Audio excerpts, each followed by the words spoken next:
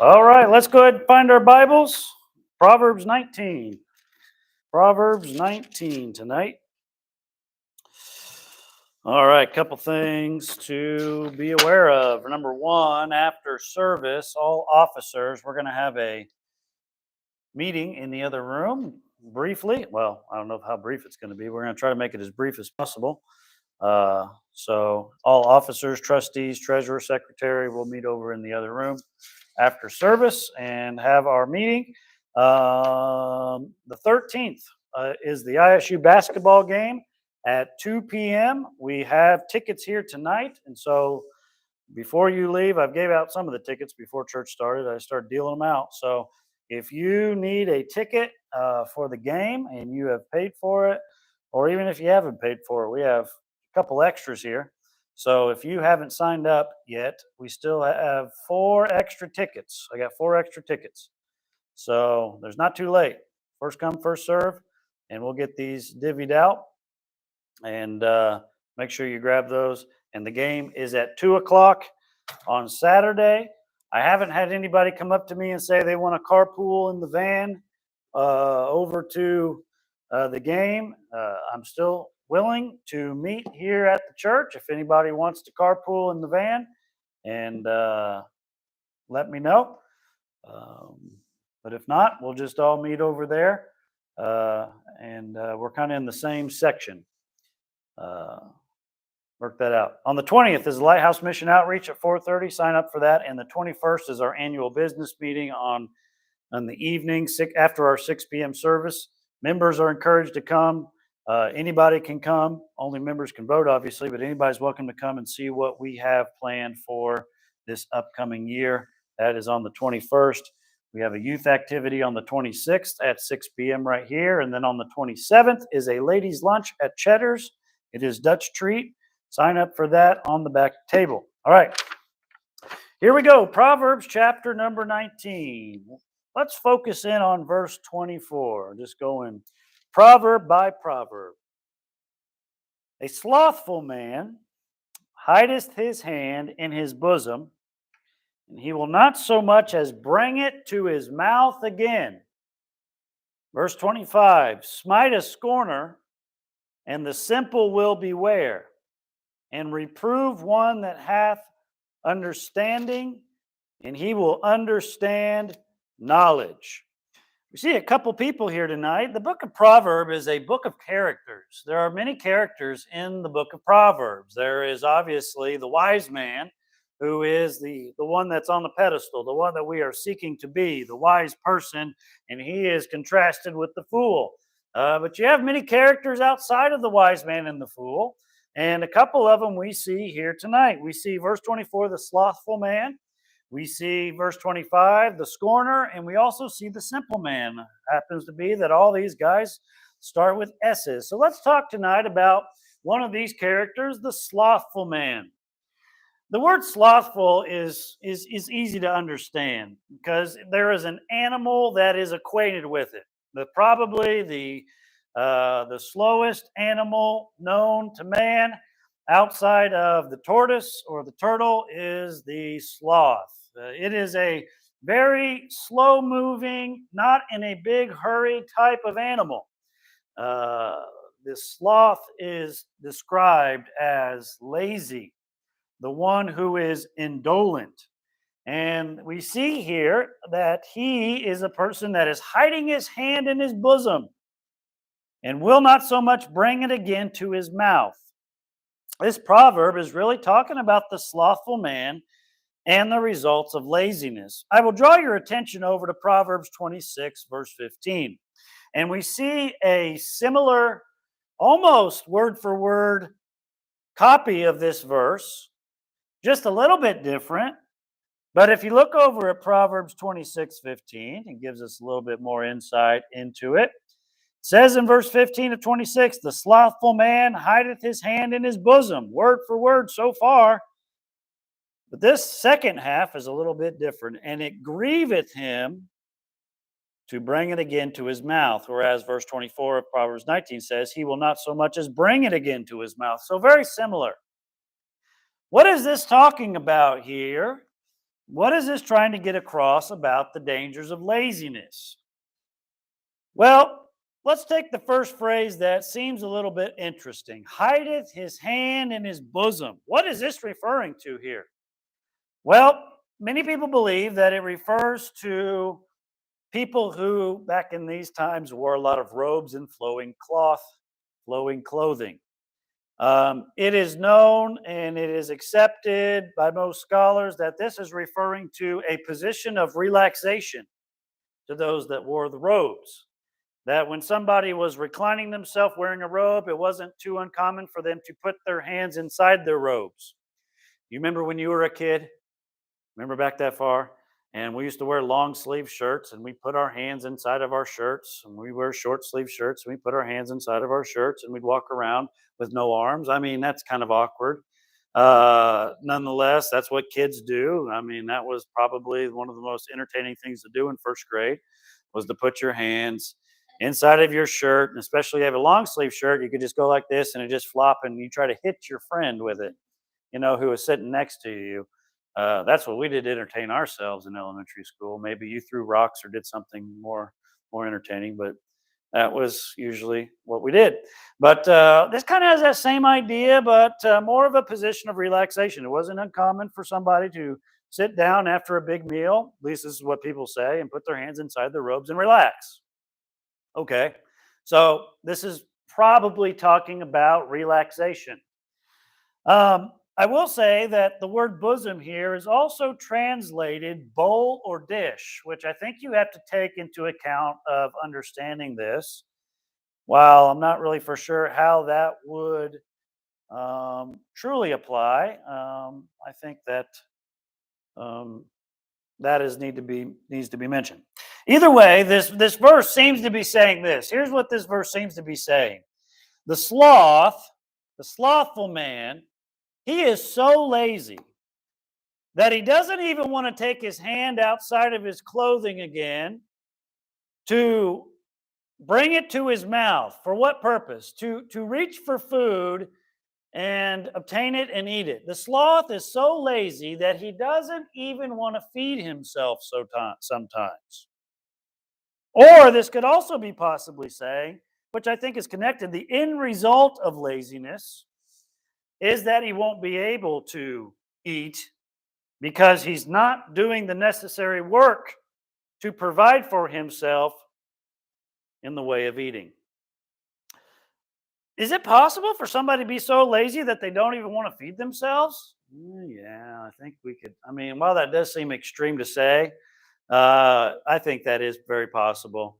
Um, there's an old Arabian proverb that says that the lazy man dies at the trunk of the date tree. The lazy man dies at the trunk of the date tree, meaning that the food's right there. He's just got to reach up and get it, but he's so lazy that he won't even do it. Now, while it may seem extreme for somebody to be so lazy that they won't even eat, it is not extreme to think of people who are so lazy that they don't provide for themselves like they should, or provide for their families like they should. And this is obviously what it's trying to get at. If you look over at Proverbs 21 for a moment, Proverbs chapter 21, you see another verse about the sloth and this, if you will, um, really this destructive mentality.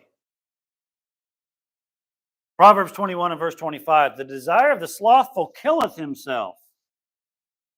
That's kind of extreme, is it? Well, no, it's not really extreme. Because his hands refuse to labor. Often we think of, the worst type of people, the most destructive type of people, and that's the wicked man, and that's even the slothful or the scorner that we're going to see in the next verse, or the person who is evil and mean and angry. Those are the most destructive people. Well, the lazy man is pretty destructive as well. He is kind of passively destructive. And I know we sometimes just want to skirt off and think, well, he's not as bad Adolf Hitler or, some murderer. He's not that dangerous, but truly the slothful man, as it says in here in this verse, his desire killeth himself. There is a point where we can become so lazy, we can lose the sense of diligence to the point where it is harming ourselves and anybody who is depending on us for provisions. It is selfishness to the selfish. And the opposite of the slothful man is the diligent man. And listen, we should all strive to be diligent. We should all strive to work hard. We should all strive to be consistent, hardworking people. That is what Christians ought to be. And not just when we're working for an employee that we have clocked in underneath, but also in our daily life. We should be diligent people. God blesses the diligent, and we should be diligent in our own homes. We should be diligent in our relationships. We should be diligent with anything that God has given us to be responsible for. And the reason why the slothful man is so lazy physically is because he is lazy spiritually. You cannot disconnect these two parts of his life. I've been thinking recently upon these verses, and they are very true. In 2 Thessalonians 3:8, Paul was defending himself and he was saying, listen, I came and I worked over here for you guys. I wasn't taking advantage of anybody. When I needed something, I worked for it and you provided me. I didn't take advantage of anybody. And he said, because I have the opinion that if you do not work, you should not eat, which is a very important thing for us to remember. It's easy to say it. We live in a welfare society from time to time. Now, there are times when people need welfare. When Katie and I were getting started and it was 2008 and the Great Recession was going on, we used food stamps for a time. But the chance to get off of that was taken. And there are some that consistently take advantage of the system without working. We should work hard. We should be diligent. We should not be lazy, because there's going to come a point where that sort of lifestyle will come back to bite us. So the slothful man, as we see here in verse number 24 of chapter 19, is condemned for his ways. He's also condemned back in verse 15. This isn't the first time we've talked about him in this proverb. The slothful casteth into a deep sleep, and an idle soul shall suffer hunger. So we need to be aware, and we need to commit to diligence. In verse 25, we come to another man, the scorner and the simple. It says in verse 25, smite a scorner, and the simple will beware, and reprove one that hath understanding, and he will understand knowledge. This proverb is talking about how to deal with the scorner. Now, who is the scorner? Well, the word scorn means the feeling or belief that someone or something is worthless or despicable. To scorn, to have a belief or a feeling that someone or something is worthless or despicable. Now, this is something that we can do playfully. If you like sports and you have a favorite baseball team, basketball team, football team, there are times in jest that we scorn the other team. If you are an IU fan, you scorn Purdue and vice versa. That's how things go, at least in Indiana. And it's fun to scorn and it's fun to jest in that manner, but there is a line that is crossed sometimes where there is legitimate disgust, there is legitimate distaste, and there is a hate-fueled anger that is behind the scorning. So we're not talking about North versus South here in our high school basketball competitions, okay? We're not talking about that. We're talking about a serious level of scorn. To have feelings or belief that someone or something is worthless or despicable. Do you understand what that means? Now, it also means to feel or to express contempt or derision. That's the verb idea. Now, in the Bible, the scorner is one of the most difficult people in the book of Proverbs.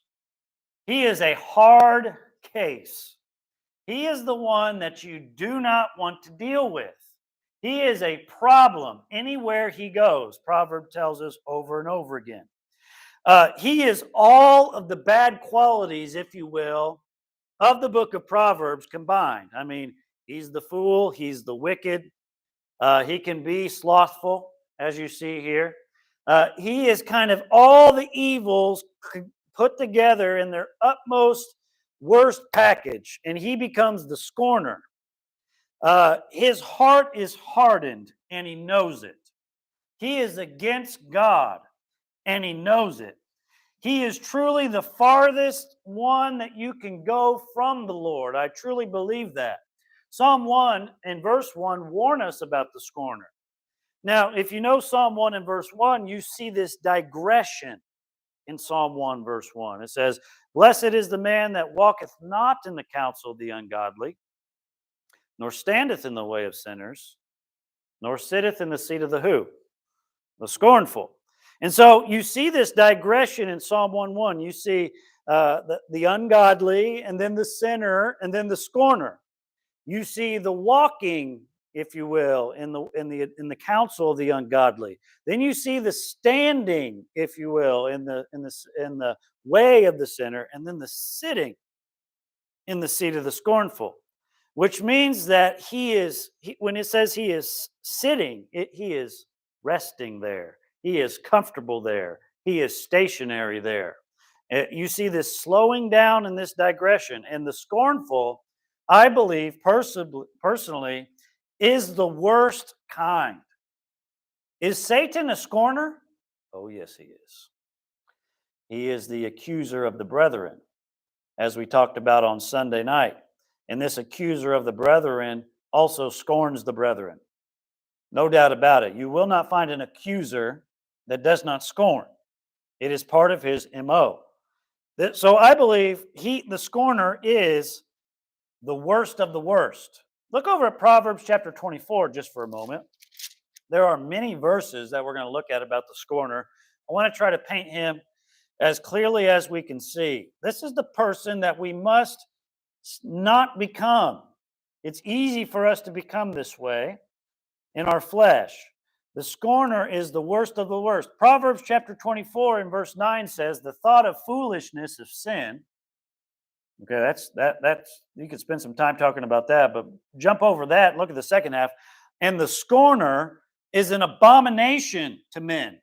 What does that mean? You put the scorner in a crowd, you put the scorner in a workplace, you put a scorner in a some sort of group, and he's going to rub everybody the wrong way.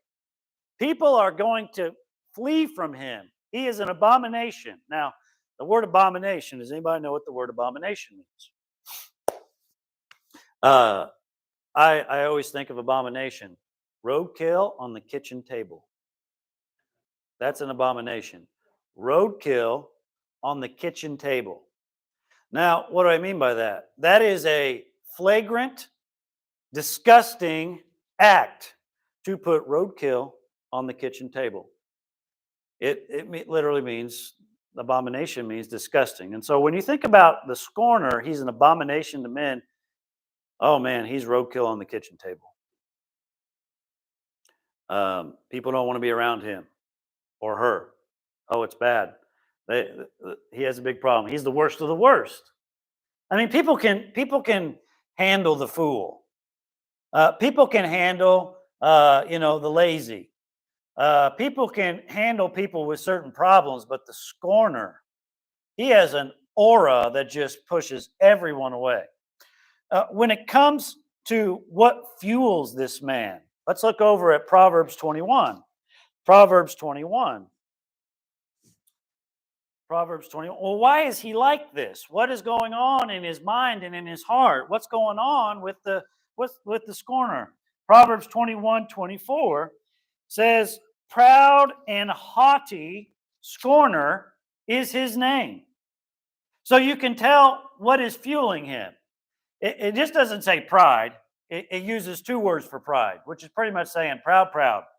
There's one time, we can be proud from time to time, but this guy is proud. He's proud of his pride. And then it finishes off, who dealeth in proud what? Wrath. See, that's his anger coming out. Not, and again, not anger, anger in wrath. Wrath is above anger. Anger can be calculated, anger can be controlled, anger can be used in a Machiavellian way with, precise patience, but wrath is out of control.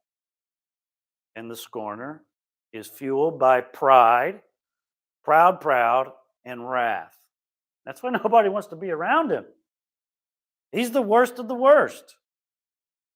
So, back here in Proverbs chapter 19, let's look at the verse again.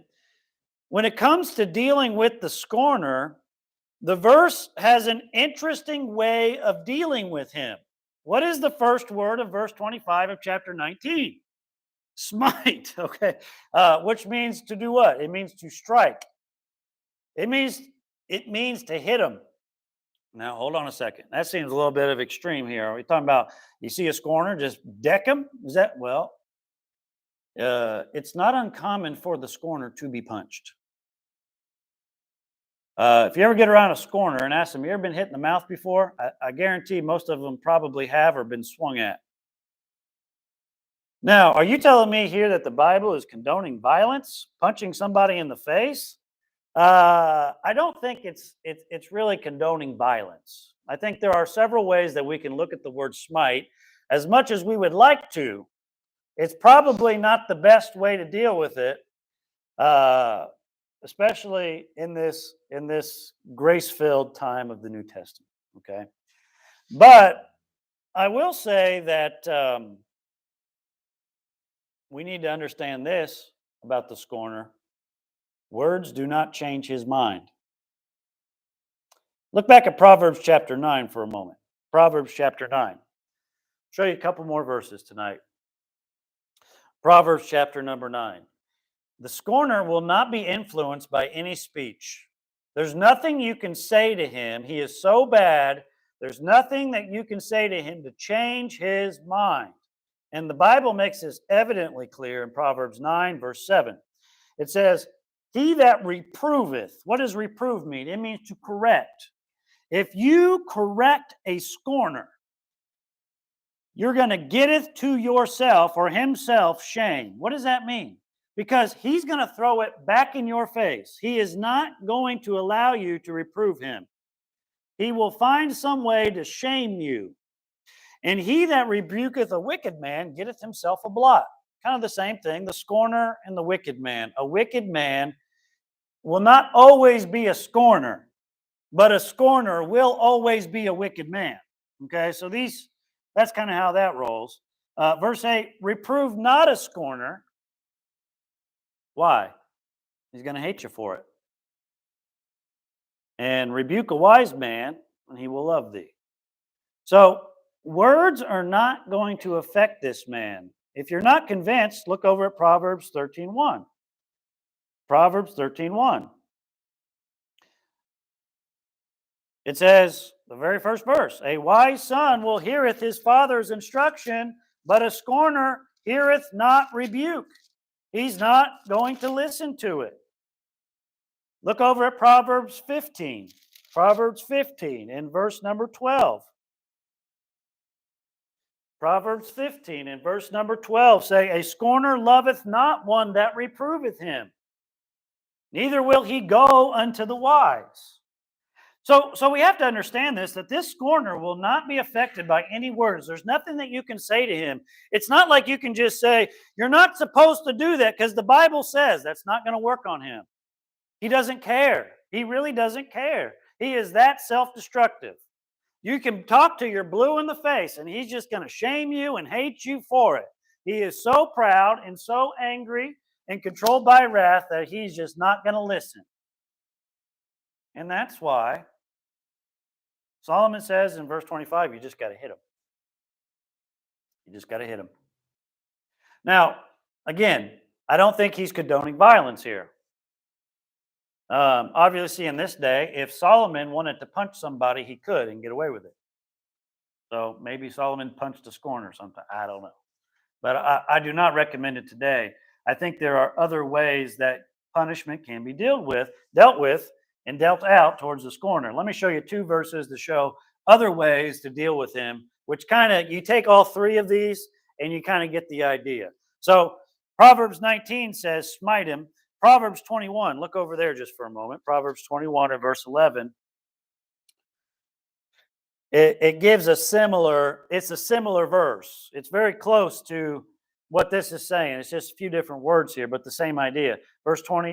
Proverbs 21 and verse 11, when a scorner is punished, the simple is made wise, and when the wise is instructed, he receiveth knowledge. So Proverbs 19 says smite, Proverbs 21 says punish, and then Proverbs 22 and verse 10, Proverbs 22 in verse 10 says, cast out the scorner, cast him out, and contention shall go out, strife and reproach shall cease. And so what does it mean when it says to smite him? The best way that you can do it is by taking all 3 of these verses and summarizing them and combining them together to get your average, if you will, okay? What's your average level of punishment here? We'll take the 3 and kind of average them together. Get away from the guy. Avoid them. And if you have the authority to punish them, punish them. If you have the ability to cast them out, cast them out. But bottom line, get away from them. Stay away from them. And if you get away from them, again, look at verse number 10. If you get away from the scorner, you're getting away from contention, strife, and reproach. And then you could add scorn. I mean, obviously that's in the name, but look at those 4 things that he brings with him. Get away from them. Stay away from them. Avoid them. Now, there are ways that we can do that. If you have a scorner in your family, then Christmas is pretty tough. And every holiday or anytime you got to get together can be pretty uncomfortable. Can I just recommend something when it comes to dealing with scorners? Okay. The scorner is the modern day narcissist. Okay. Have you ever heard that term? It's a word that's used today in the psychiatric journals and things like that. They talk about narcissism. A narcissist and a scorner are synonymous in my book. They really are. And the best way to deal with them is to just don't let them get you riled up. You have to do something in your mind that they are unable to do. You have to disconnect yourself emotionally from their attacks. And you have to have the ability to not allow their words to affect you, however hateful or angry or mean or unjust they may be. You literally have to disconnect yourself from the emotional reaction they are trying to get out of you.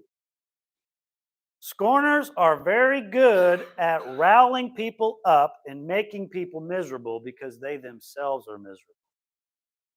And so, while we may say from the Bible, yeah, just smite them, punish them, or get away from them, if we have one in our family, we're going to see them every holiday.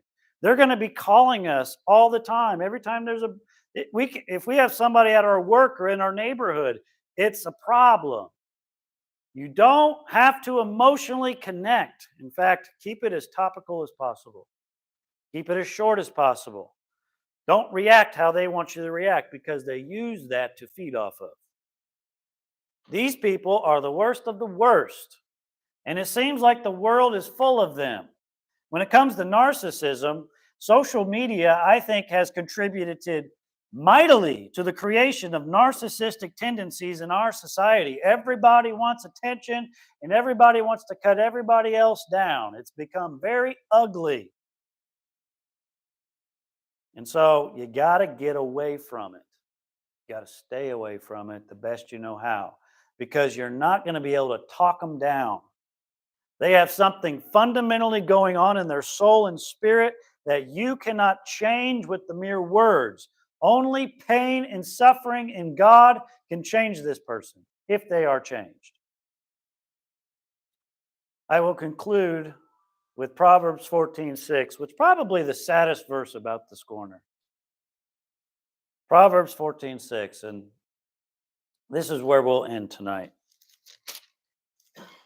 And this is truly the sad thing about it. Because it says in Proverbs 14:6, a scorner seeketh wisdom. Whoa, whoa, whoa. I thought back in that other verse it says that he will not seek out the wise. No, there does come a time where he will be so desperate, so lonely, so in pain because of all the things he's put himself and those around him through that he will seek after wisdom. But look at the sad result. He won't be able to find it. He won't be able to find it because he's messed things up so bad. He's blinded himself. To scorn life is to scorn the God who gave you life. And that's what he will never be able to understand. To hate the things that may be in his life is to hate the God who put him in that situation. And until he deals with the anger, the strife, the wrath, the pride, all that sort of stuff, he's not going to be able to get it. And that's truly the saddest thing. The scorner is one of the most blind spiritual creatures that we see in the Bible. Saul, the king, was a scorner. He scorned David. And when he sought after wisdom, he couldn't find it.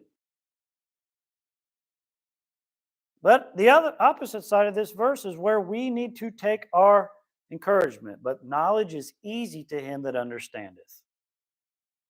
And that tells you he doesn't understand. Back in verse 25, the simple are impacted when the scorner is punished. This is important. When somebody sees the scorner punished, the simple around, they take notice. And as it continues on here, and reprove one that hath understanding, and he will understand things. This really goes down to this sort of level. How do you respond to correction? How do you respond to correction? If when somebody corrects you, you hate them and you shame them and you cause more problems, you have a big problem. You are inching towards the way of the scorner. When somebody corrects you, even if you think it's not helpful criticism or you don't like the way that it's come across or how they paint the picture, you still got to stop and receive it. That's what wise people do. They take criticism, no matter how it comes, and stop and consider the source and consider if truly there is a problem. Not everybody that corrects us will do it in a way that we enjoy. But we ought be able to listen to any sort of criticism that we have and not take it personally. And that's the big thing about it. Not taking things personally. So, how are we doing in slothfulness? How are we doing in scorning? We must beware of these two things tonight. Father, thank you for the chance to look at these two different types of people. I pray that you would help us to flee this sort of thinking in both of these instances. And Lord, to be diligent and to be, Lord, open, understanding, wise, and knowledgeable. Thank you for your word. Dismiss us with your blessing. In Jesus' name, amen. Thanks for coming tonight. You are dismissed. If